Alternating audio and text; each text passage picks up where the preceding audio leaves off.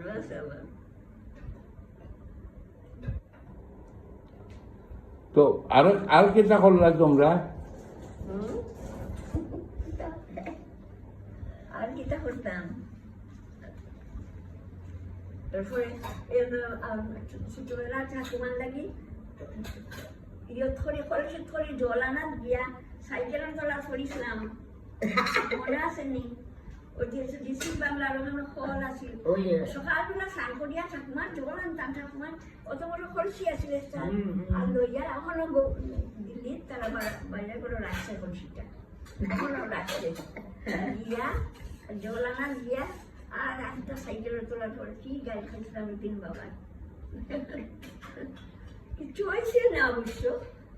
এখন সে ছুটে একটা লইয়া আমি দেখতাম জল